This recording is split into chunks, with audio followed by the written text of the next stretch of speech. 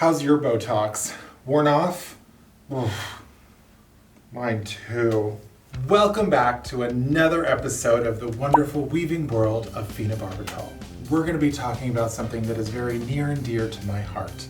And not just my heart, but my face and my head. Particularly my forehead. Bangs. Now bangs can do a lot for the face. They can transform the look of it, the shape of it, depending on if you do straight across, a curtain, a side part bang, lots of different ways to do bangs. We're going to be doing a nice straight across blunt bang on this lovely wig right here. Once again, we're going to need our lovely wig block, a lovely wig, your metal brush, a teasing comb with a pointed end, your trusty steamer, and a traditional comb. You're going to need a nice sharp pair of scissors. And lastly, you're going to need a tape measure.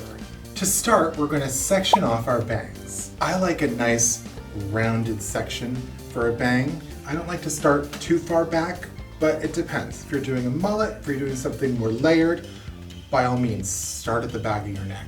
Today, we've sectioned off this portion of the front of the wig. As you can tell, she is a lace front.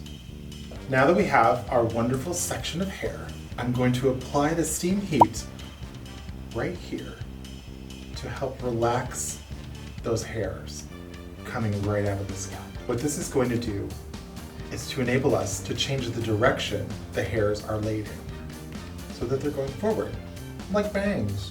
Take your brush forward. You can already see the hairs are starting to relax.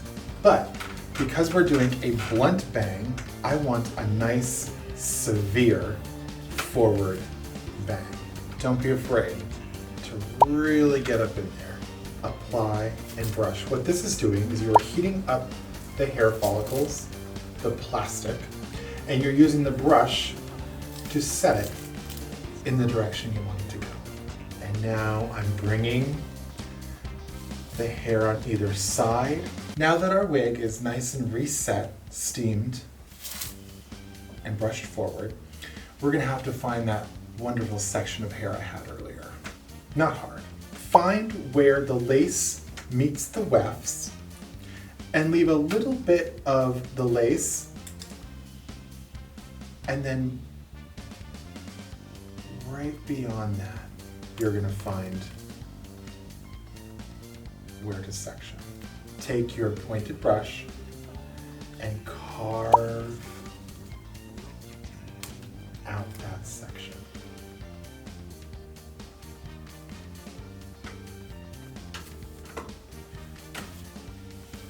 Just like that. Sorry for my creaky chair.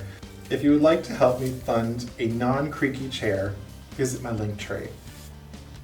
Now that we have our hair nice and laid forward, we're going to cut the bangs. But before we do that, we want to make sure that they're precise. We've taken the time to perfectly section out the front. How do you know how long to cut them? Well, that's where the measuring tape comes in.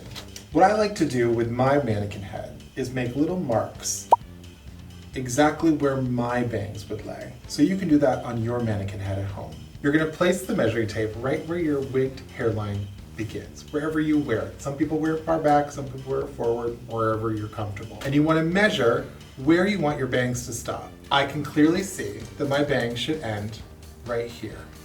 And that's about 2¼ inches. I'm going to take my measuring tape, I'm going to lay it on the hairline of the wig, and I'm going to see that right there on the head is where I want the bangs to stop. Now that we've measured on our mannequin head where we want our bangs to end, I'm going to take a Sharpie and make a line.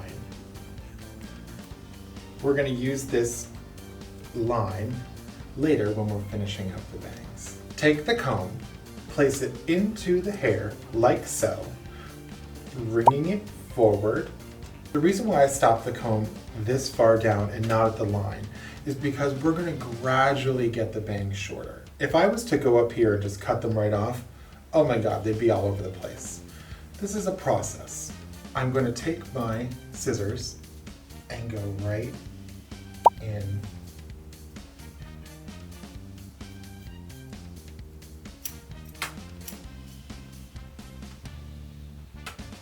And there we have it.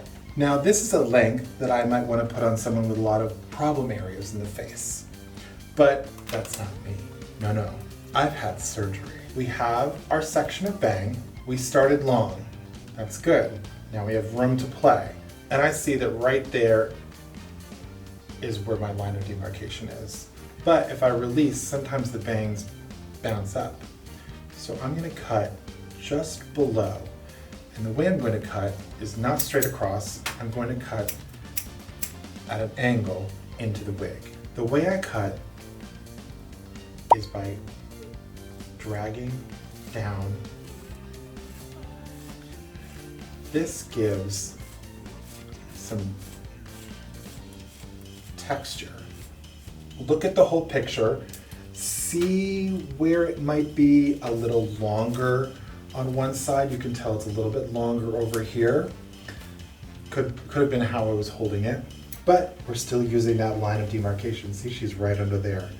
By using that, I'm going to add an angle, go in and continue. Okay, we're done. Look at that, so simple. Well, thank you for joining me for another fabulous episode of the wonderful weaving world of Fena Barbitall. If you did it yourself at home, following my instructions, I want to see. Show me your photos. Tag me in the videos. Let me know in the comments below. If you have any other questions about something I did today, please let me know. I'd love to hear from you.